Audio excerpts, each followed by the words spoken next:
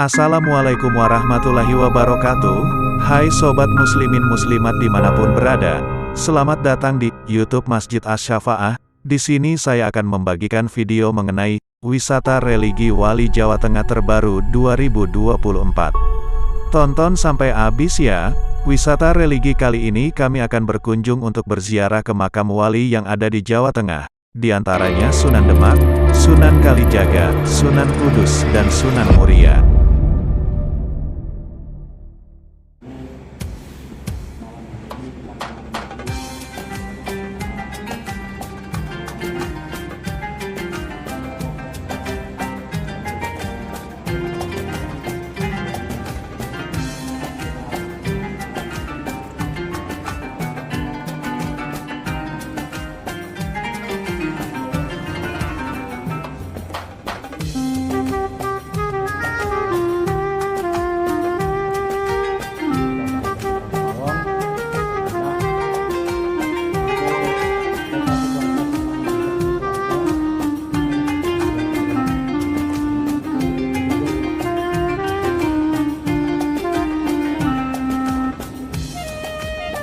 Sebelum keberangkatan, kami melakukan doa bersama, agar nanti di perjalanan, mulai dari berangkat sampai kembali pulang, diberikan keselamatan.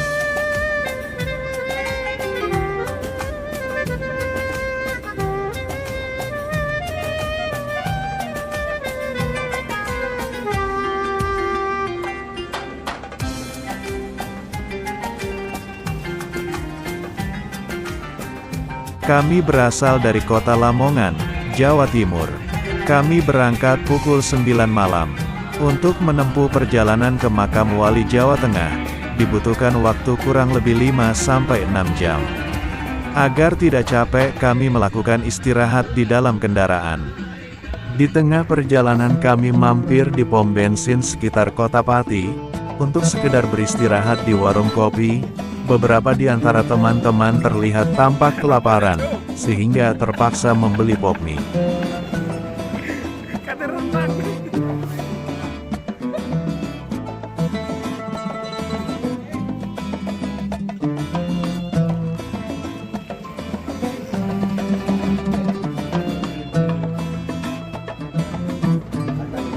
Pemilik warung yang terlihat cantik, membuat kawan-kawan kami berebut untuk dibawa pulang. Hehehe.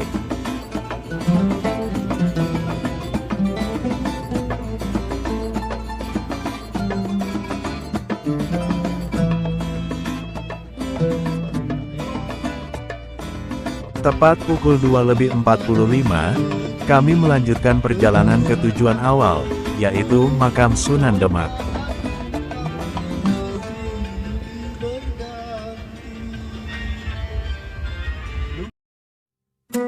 Sekitar pukul 4:10, tibalah kami di parkiran alun-alun Sunan Demak. Tidak jauh dari alun-alun, letak masjid dan sekaligus makam Sunan Demak berada. Sebelum melaksanakan ziarah, kami melakukan jamaah sholat subuh di Masjid Demak. Adalah salah satu kompleks masjid tertua yang berada di Kabupaten Demak, Provinsi Jawa Tengah, Indonesia. Masjid ini diyakini dibangun oleh Wali Songo penyebar agama Islam di Pulau Jawa, dengan sosok yang paling menonjol Sunan Kalijogo, pada masa penguasa Kesultanan Demak pertama, Raden Patah pada abad ke-15. Dindingnya berasal dari keramik Vietnam, dengan bentuknya yang berasal dari konvensi ukiran kayu dan batu bata Jawa, yang dianggap telah dipesan secara khusus. Penggunaan keramik daripada batu dianggap meniru masjid-masjid Persia.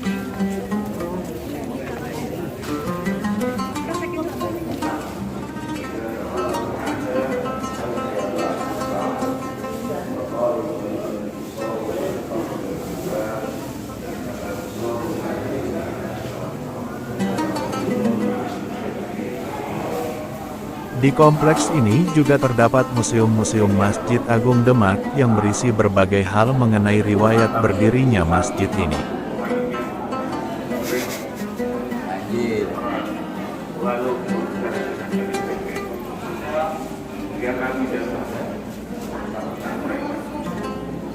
Tanpa tingkat keras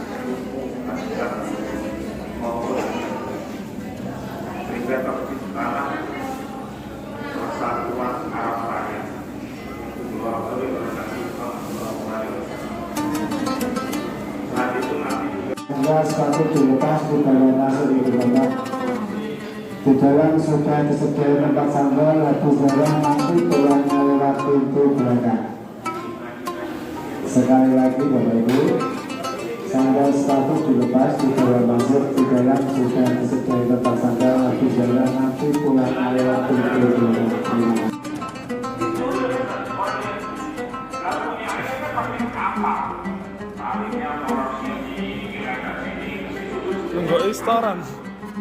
Nggak restoran nih. Oh.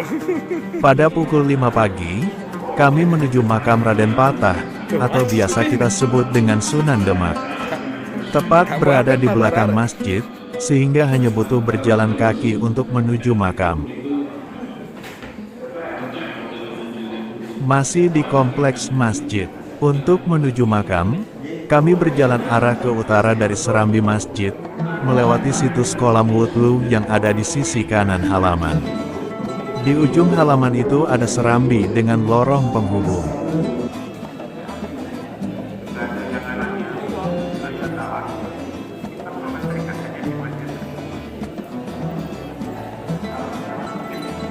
Rombongan yang baru datang dari mana?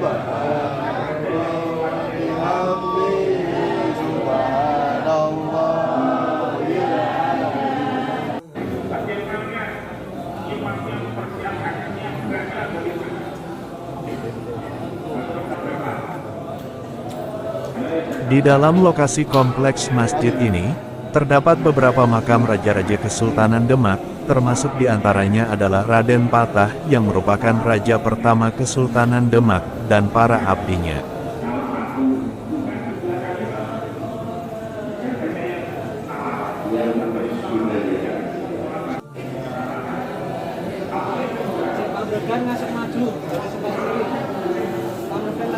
Dari makam Sunan Demak atau Raden Patah, kami melangkahkan kaki menuju parkir, yang selanjutnya akan menuju ke makam Sunan Kalijogo.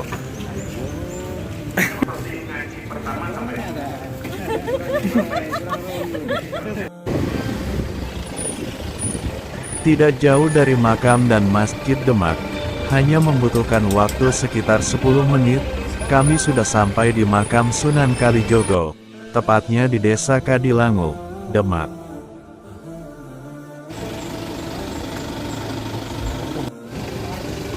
Tepat pukul 6 pagi, kami tiba di parkiran makam Sunan Kalijogo. Saatnya yang ditunggu-tunggu tiba, sarapan pagi. Untuk lebih menghemat biaya, kami membawa bekal makanan dari rumah. Nasi, lauk ayam, tahu, klotok, dan tidak lupa sambal.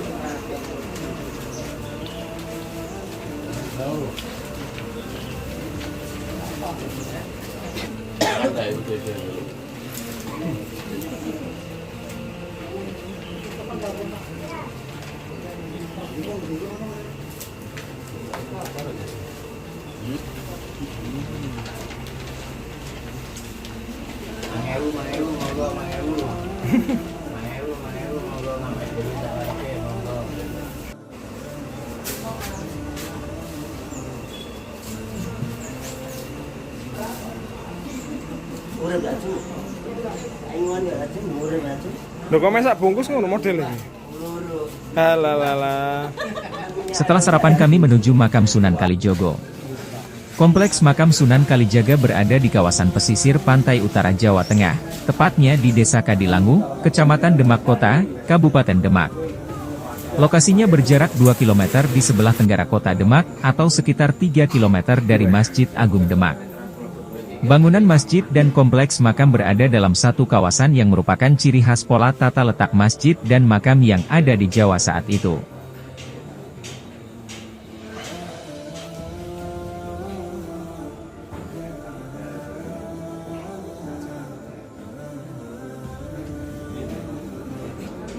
Untuk masuk ke makam Sunan Kalijaga atau Gedung Kasunanan, peziarah akan melewati 3 buah pintu gerbang. Kemudian peziarah bisa berdoa di dalam Gedung Kasunanan di dekat cungkup atau bangunan makam Sunan Kalijaga. Adapun di dalam cungkup tengah tersebut terdapat makam Sunan Kalijaga dan istrinya. Sementara di luar cungkup terdapat makam putra-putrinya, makam ayahnya dan makam adiknya.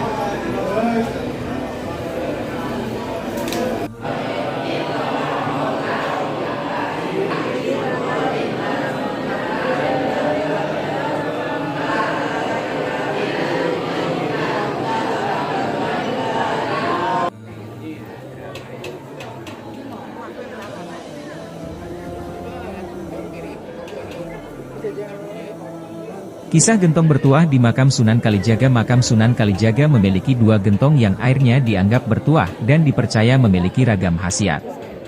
Air di dalam gentong tersebut kerap digunakan peziarah untuk membasuh tubuh, diminum, atau sengaja ditampung untuk dibawa pulang. Dilansir dari tribunjateng.com, 2 gentong yang sudah berusia ratusan tahun tersebut awalnya digunakan sebagai tempat air untuk wudhu dan penyimpanan beras. Gentong kedua tersebut memiliki nama yang berbeda. Gentong pertama yang digunakan untuk tempat air wudhu disebut padasan. Gentong kedua, yang digunakan untuk menyimpan pangan berupa beras disebut pedaringan. Setelah Sunan Kalijaga wafat, kedua gentong tersebut kemudian dijadikan tempat untuk menampung air, yang kemudian disuguhkan kepada tamu atau peziarah.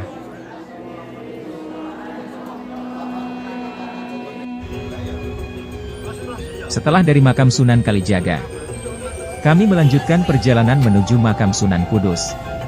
Untuk menuju makam Sunan Kudus, kami membutuhkan waktu sekitar 1 jam perjalanan. Makam Sunan Kudus berada di dalam kompleks Masjid Menara Kudus di Desa Kauman Kulon, Kecamatan Kota, Kabupaten Kudus, Jawa Tengah.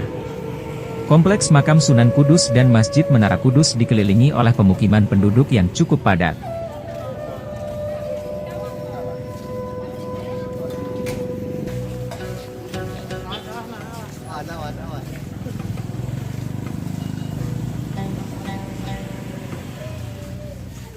Makam ini adalah makam salah satu anggota Wali Songo yang menyebarkan ajaran Islam melalui seni dan budaya, yaitu Ja'far Shadiq atau yang biasa kita kenal sebagai Sunan Kudus.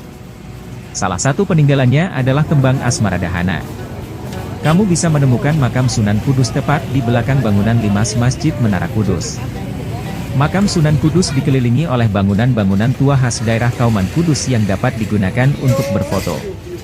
Selain Sunan Kudus, di pemakaman yang terletak di bagian belakang kompleks Masjid Menara Kudus juga terdapat makam beberapa orang yang merupakan keluarga sang Sunan. Sunan Kudus adalah salah satu ulama yang tergabung dengan Wali Songo. Nama lahirnya adalah Ja'far Shadiq, Moms. Ia adalah putra Said Utsman Haji dengan Siti Syariah yang merupakan putri Sunan Ampel. Sunan Kudus lahir dari keluarga bangsawan Demak. Jalur keturunannya sampai ke nasab Nabi Muhammad SAW melalui jalur Husain bin Alira. Sebelum meninggal, ayahnya merupakan panglima kerajaan Demak. Setelah mangkat, Ja'far Shadiq menggantikan peran ayahnya sebagai panglima dan memperluas wilayah kekuasaan kerajaan Demak. Selain menjabat sebagai panglima, ia juga diangkat menjadi imam besar Masjid Agung Demak dan menjadi hakim di kerajaan tersebut. Mengutip dari buku Sejarah Kebudayaan Islam, Ja'far Shadiq sempat pindah ke Tajuk ketika adanya perselisihan internal di kerajaannya. Saat itu, banyak yang menerima dakwahnya. Lama-kelamaan wilayah Tajuk berganti nama menjadi Kudus yang diambil dari kata Al-Quds, sebuah kota suci di Yerusalem. Sejak saat itu, Ja'far Shadiq dikenal dengan Sunan Kudus. Sunan Kudus mengembangkan dakwahnya melalui alkulturasi budaya dan akhirnya diterima masyarakat. Kemudian, Masjid Kudus pun dibangun dan memiliki arsitektur unik karena menaranya mirip candi. Sunan Kudus memang berhasil mengompromikan arsitektur Islam, Jawa, Hindu-Buddha, dan Tionghoa. Setelah bertahun-tahun mengabdi, Sunan Kudus pun wafat pada 1550. Namun, tidak diketahui penyebab kematiannya. Sebagai informasi tambahan, Sunan Kudus adalah keturunan ke-24 dari Nabi Muhammad.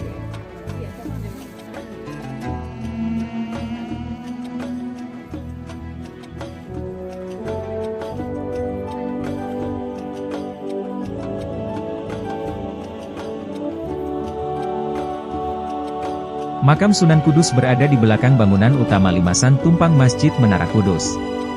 Di bagian depan, pengunjung bisa melewati gapura beratap genting, lalu berjalan beberapa langkah sebelum belok ke kanan, hingga akhirnya bisa melihat makam Sunan Kudus. Ada beberapa kubah yang berisikan petak kubur di area memanjang yang lebarnya kurang lebih 8 meter di belakang masjid. Panjang area tersebut adalah sekitar 30 meter dengan pintu gapura menuju ke kubah besar. Nah, makam Sunan Kudus berada di sisi kiri beberapa meter sebelum ujung makam. Selain makam Sunan Kudus, ada beberapa makam di area ini yang bisa pengunjung lihat. Sayangnya, pengunjung yang ingin berziarah ke makam Sunan Kudus cukup terbatas dan makamnya pun ditutupi kelambu di sekelilingnya. Meski demikian, pengunjung bisa berfoto di setiap sudut makam.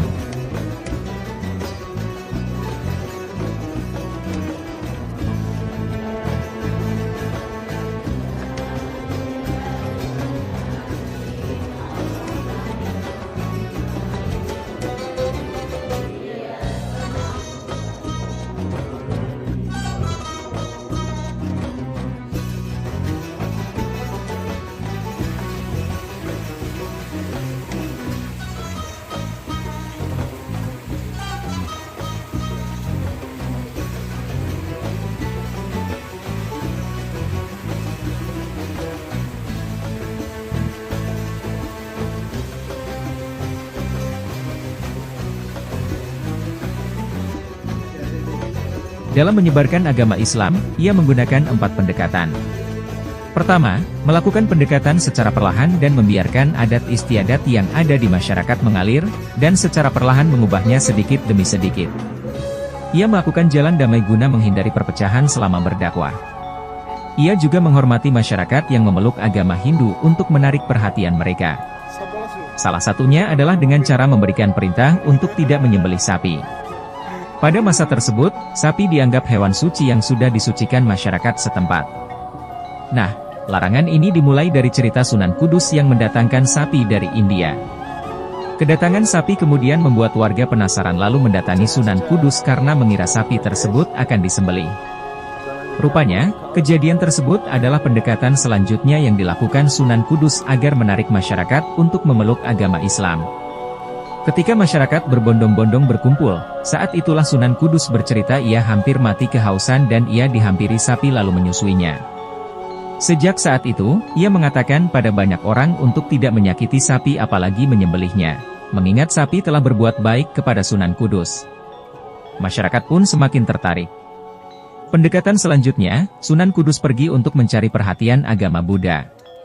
Pendekatan ini dilakukan dengan memberikan nuansa Buddha di setiap arsitektur bangunan. Sebagai contoh, bangunan Menara Kudus yang mengusung corak bangunan Hindu Buddha Islam hingga hari ini. Nah, pendekatan terakhir, ia memasukkan unsur Islam seperti Maulidan pada setiap ritual masyarakat Jawa. Pada masa itu, masyarakat sangat kental dengan tradisi selamatan, contohnya mitoni hingga selamatan kematian. Itulah informasi seputar makam Sunan Kudus dan informasi menarik mengenai Sunan Kudus. Bagaimana? Apakah Anda tertarik untuk mengunjunginya?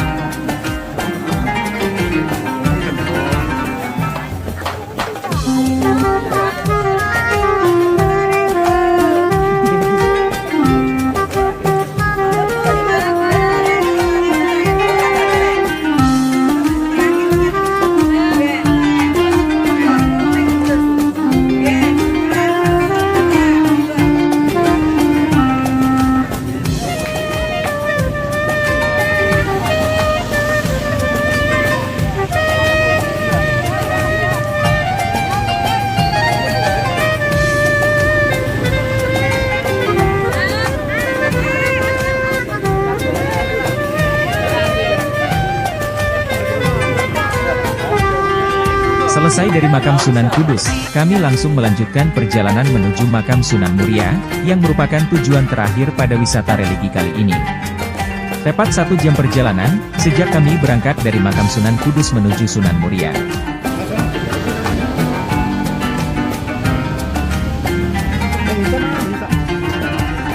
Untuk mencapai masjid dan makam Sunan Muria yang terletak di puncak Gunung Muria dengan ketinggian sekitar 1.600 meter lebih, kita harus berjalan-jalan kaki lewat jalan setapak yang mendaki sejauh 1.600 meter. Tetapi, jika Anda tidak sanggup jalan kaki, tersedia ojek sepeda motor dengan tarif Rp20.000 sekali jalan. Cukup mahal memang. Tetapi, itu beralasan karena jika menumpang ojek sepeda motor, Anda akan melewati jalan tikus yang curam dengan tikungan-tikungan yang tajam dan berbahaya. Oleh karenanya, tidak ada kendaraan lain yang bisa melewati itu kecuali ojek sepeda motor. Alternatif lain selain menumpang ojek sepeda motor, ya, jalan kaki itu tadi. Gunung Muria merupakan sebuah gunung bertipe stratovolcano yang berlokasi di pantai utara Jawa Tengah, sekitar 66 km di timur laut kota Semarang. Gunung Muria termasuk dalam wilayah kota Jepara di sisi barat, kota Kudus di sisi selatan dan wilayah kota Pati di sisi timur. Nama Gunung Muria dulunya juga sering disebut sebagai Moerija atau Moerjo pada masa kolonial. Gunung Muria memiliki ketinggian 1.625 mdpl, namun ada pula yang menyebut ketinggiannya hanya mencapai 1.602 mdpl.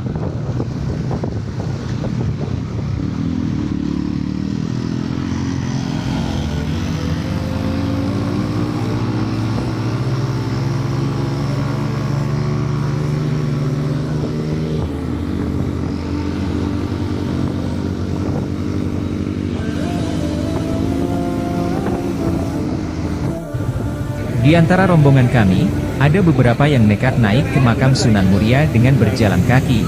Di antaranya ada Cak Padeli, Cak Heri, Cak Usnan, Cak Alip, Cak Holil, dan terakhir ada saya sendiri yang mengambil dokumentasi video ini. Dengan alasan ingin merasakan sensasi naik dengan jalan kaki menuju makam dan Masjid Muria. Di awal perjalanan, kami menemui begitu banyak peziarah yang berjalan kaki menuju ke atas, dari mulai orang tua hingga anak kecil yang sangat bersemangat untuk bisa naik ke atas dengan berjalan kaki. Adik-adik. Kelas berapa, Dek? Kelas 3. Butuh tenaga ekstra, karena untuk mencapai puncak dengan ketinggian 1.600 meter di atas permukaan laut, kami harus melewati sekitar 7.000 anak tangga. Jika Anda hendak naik dengan berjalan kaki, pastikan kondisi kesehatan Anda cukup baik, terutama saluran pernapasan. Karena menurut pengakuan warga setempat, seringkali peziarah ada yang pingsan di tengah perjalanan menuju makam Sunan Muria. Makam Sunan Muria merupakan salah satu bukti arkeologis yang berkenaan dengan masa awal perkembangan Islam di Jawa khususnya di wilayah Kudus, Pati dan sekitarnya. Kompleks makam Sunan Muria berada pada ketinggian lebih dari 1.600 meter di atas permukaan laut. Sunan Muria adalah salah seorang penyebar Islam di Jawa yang tergabung dalam kelompok Wali Songo. Wilayah dakwah Sunan Muria meliputi Kudus, Pati dan sekitarnya terutama di daerah-daerah pedalaman seputar Gunung Muria. Kompleks makam Sunan Muria merupakan salah satu living monumen yang sampai saat ini masih ramai dikunjungi oleh para peziarah. Dalam kompleks makam Sunan Muria, selain makam juga terdapat bangunan masjid.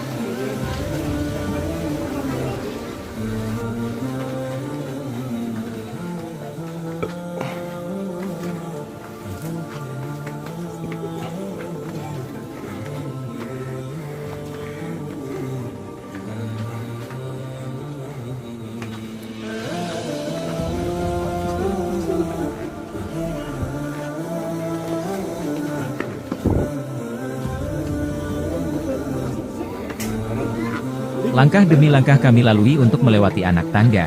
Beberapa kali langkah kami terhenti untuk sejenak menghelai nafas panjang agar tak terlalu lelah.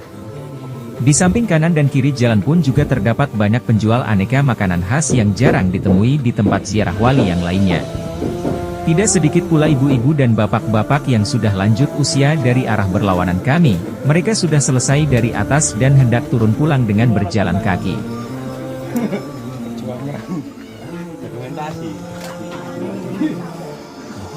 Pak Ilmi gak kuat, Pak Ilmi.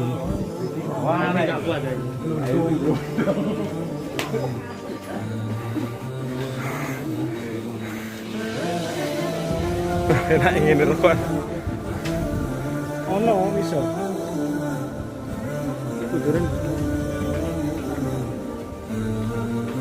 Kak talenan ngono mojur talenan. Bukan. Oh iya. Pancodot. Dhuwur Pak, dhuwur Pak. Di tengah perjalanan, kami berhenti sejenak untuk beristirahat, sambil melihat-lihat pemandangan dari celah bangunan kios pedagang, melihat begitu banyak pohon dengan buah yang tidak bisa ditemui di tempat kami, seperti duren dan lain-lain. Aneka satwa juga banyak berkeliaran dengan bebas di tempat ini. Kami bersenda gurau untuk menghilangkan rasa lelah. Selesai beristirahat kami melanjutkan perjalanan yang kami yakini sebentar lagi akan sampai. Meskipun di tengah perjalanan masih juga ada tukang ojek yang menawarkan dengan harga 10.000. Mereka sudah bersiap di tengah untuk mengantisipasi peziarah yang sudah tidak sanggup melanjutkan jalan kaki. Namun demikian kami, rombongan dari Lamongan tetap memilih untuk melanjutkan dengan berjalan kaki. Semangat lo.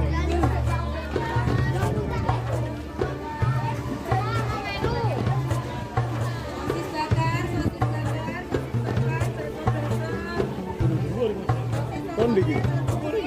Gak makan ya? Tahu kita. Kilo.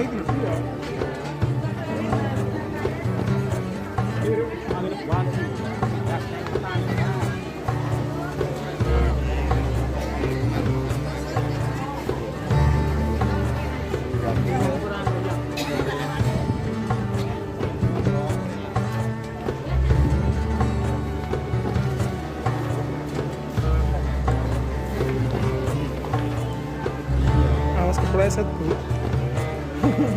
Tangga yang ini Bu.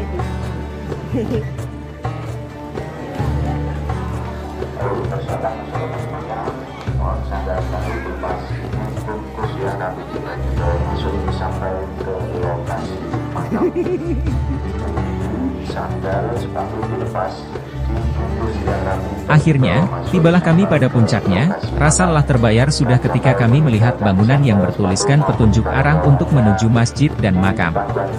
Kami rasa kami sudah sampai. Dan ternyata betul, beberapa teman-teman yang berangkat naik ojek sudah lebih dulu berada di tempat ini. Sungguh aneh, nafas yang tadinya ngos-ngosan, pinggang yang tadinya capek, semuanya tiba-tiba hilang ketika kami sudah berada di tujuan kami, yaitu masjid dan makam Sunan Muria. Sejenak kami berhenti untuk mengabarkan kondisi kami yang berjalan kaki kepada teman-teman yang naik ojek, agar nanti bisa jadi pertimbangan untuk turun menuju pulang. Entah naik ojek lagi ataukah dengan jalan kaki. Konon dikutip dari buku Sunan Muria Today yang diterbitkan pengelola makam Sunan Muria, masjid ini pernah dibakar Sunan Muria, karena waktu itu dipuji Sunan Kudus, masjidnya bagus. Sunan Muria tak suka pujian, dan karena khawatir menjadi sombong, masjid dia bakar.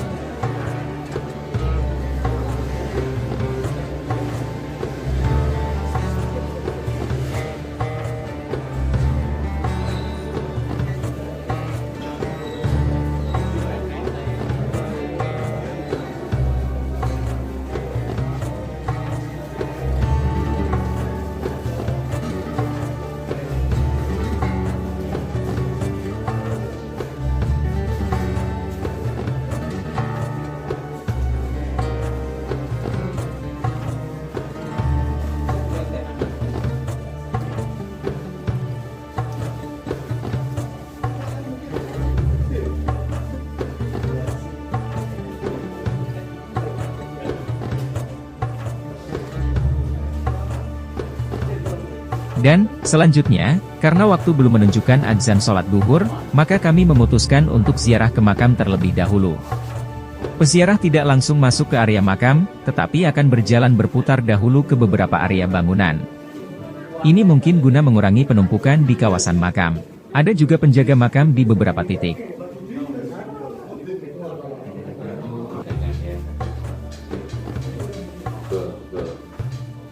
Dan sebelum masuk ke bagian inti, ada petugas pendaftaran. Kalau mau menuliskan nama sebagai peziarah dipersilakan, di sini juga dijual buku sejarah Sunan Muria. Setelah itu peziarah bisa masuk ke dalam area makam Sunan Muria.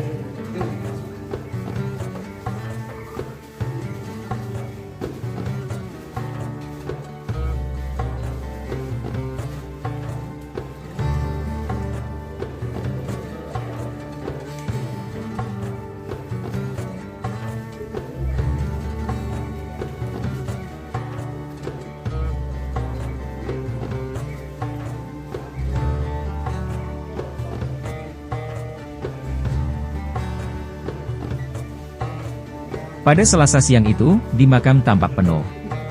Makam itu sendiri tak bisa dilihat karena ditutupi kain putih. Lantunan pembacaan surah Yasin dan tahlil terdengar jelas dari mulut peziarah. Beberapa orang terlihat berdoa dengan khusyuk. Oh iya, sebelum masuk ke area makam, ada tulisan besar dan jelas. Para peziarah diminta berdoa dan meminta hanya kepada Allah. Banyak peziarah yang berlama-lama di depan makam, karena memang tidak dibatasi waktunya.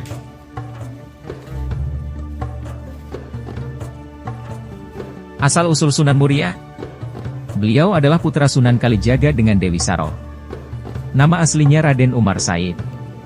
Seperti ayahnya, dalam berdakwah beliau menggunakan cara halus, ibarat mengambil ikan tidak sampai mengeruhkan airnya. Itulah cara yang ditempuh untuk menyiarkan agama Islam di sekitar Gunung Muria. Tempat tinggal beliau di Gunung Muria yang salah satu puncaknya bernama Colo. Letaknya di sebelah utara kota Kudus.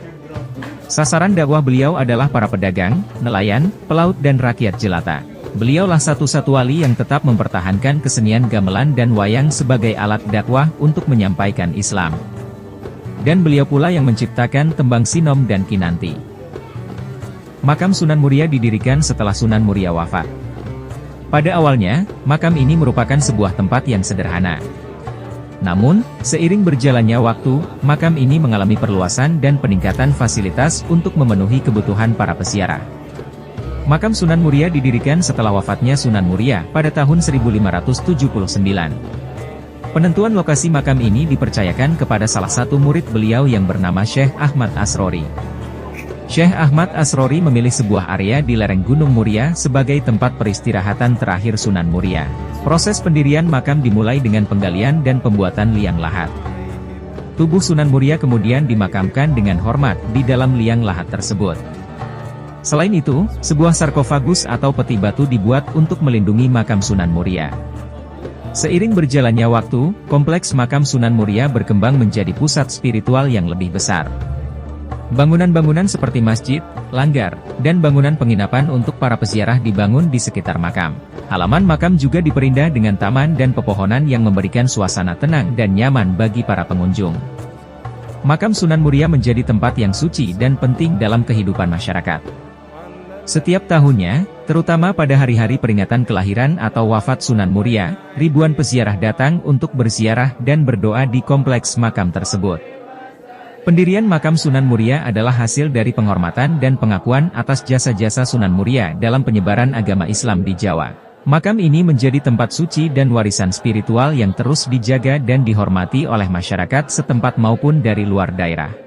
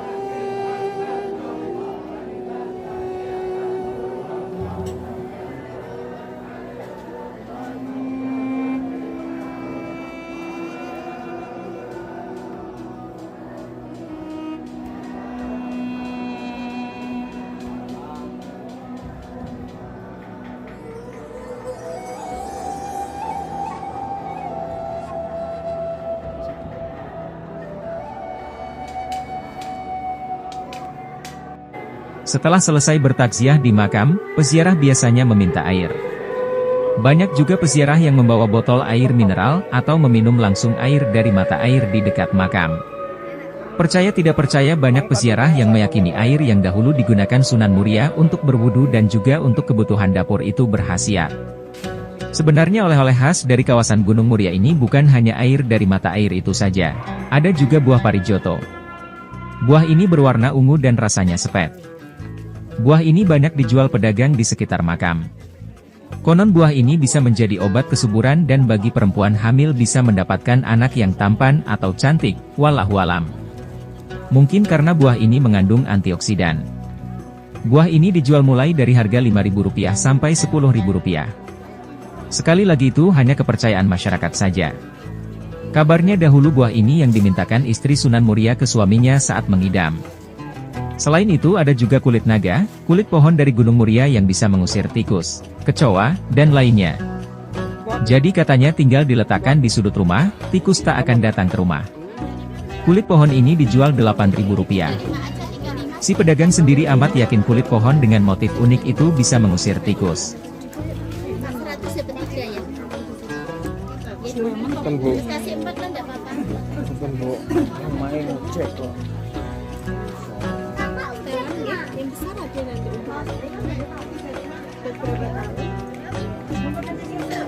Sakti Mandraguna. Bahwa Sunan Muria itu adalah wali yang sakti, kuat fisiknya dapat dibuktikan dengan letak padepokannya yang terletak di atas gunung. Menuju ke makam Sunan Muria pun perlu tenaga ekstra karena berada di atas bukit yang tinggi. Bayangkanlah, jika Sunan Muria dan istrinya atau dengan muridnya setiap hari harus naik turun guna menyebarkan agama Islam kepada penduduk setempat, atau berdakwah kepada para nelayan dan pelaut serta para pedagang. Hal itu tidak dapat dilakukannya tanpa adanya fisik yang kuat. Soalnya menunggang kuda tidak mungkin dapat dilakukan untuk mencapai tempat tinggal Sunan Muria.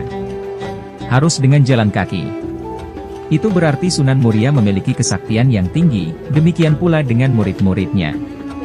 Bukti bahwa Sunan Muria adalah guru yang sakti mandraguna dapat ditemukan dalam kisah perkawinan dengan Dewi Roroyono. Dewi Roroyono adalah putri Sunan Ngerang, yaitu seorang ulama yang disegani masyarakat karena ketinggian ilmunya, tempat tinggalnya di Juwana. Demikian saktinya Sunan Ngerang ini sehingga Sunan Muria dan Sunan Kudus sampai-sampai berguru kepada beliau. Pada suatu hari Sunan Ngerang mengadakan syukuran atas usia Dewi Roroyono yang genap 20 tahun. Murid-muridnya diundang semua. Seperti Sunan Muria, Sunan Kudus, Adipati Pathakwarak, Kapa dan adiknya Gentiri. Tetangga dekat juga diundang, demikian pula Senak Kadang yang dari jauh. Setelah tamu berkumpul Dewi Roroyono dan adiknya Dewi Roro Pujiwati keluar menghidangkan makanan dan minuman. Keduanya adalah dara-dara yang cantik jelita. Terutama Dewi Roroyono yang telah berusia 20 tahun, bagaikan bunga yang sedang mekar-mekarnya. Bagi Sunan Kudus dan Sunan Muria yang sudah berbekal ilmu agama dapat menahan pandangan matanya sehingga tidak terseret oleh godaan setan. Tapi seorang murid Sunan Ngerang yang lain yaitu Adipati Pathakwarak memandang Dewi Roroyono dengan mata tidak berkedip melihat kecantikan gadis itu. Sewaktu menjadi cantrik atau murid Sunan Ngerang, yaitu ketika Pathakwarak belum menjadi seorang adipati, Roroyono masih kecil, belum nampak benar kecantikannya yang mempesona, sekarang gadis itu benar-benar membuat Adipati Pathakwarak tergila-gila. Sepasang matanya hampir melotot memandangi gadis itu terus-menerus. Karena dibakar api asmara yang menggelora, Pathakwarak tidak tahan lagi. Dia menggoda Roroyono dengan ucapan-ucapan yang tidak pantas. Lebih-lebih setelah lelaki itu bertindak kurang ajar. Tentu saja Roroyono merasa malu sekali, lebih-lebih ketika lelaki itu berlaku kurang ajar dengan memegangi bagian-bagian tubuhnya yang tak pantas disentuh. Si gadis naik pitam, nampan berisi minuman yang dibawanya sengaja ditumpahkan ke pakaian sang adipati.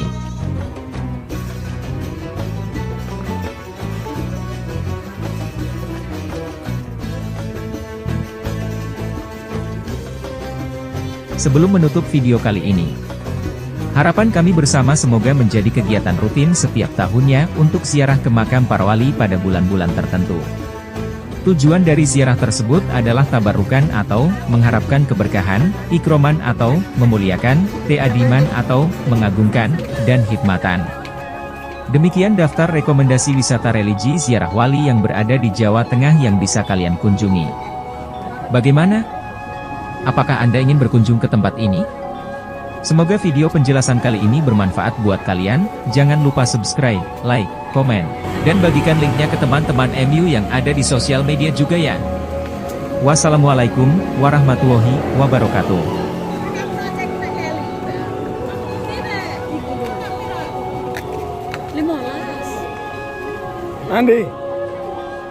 Andi.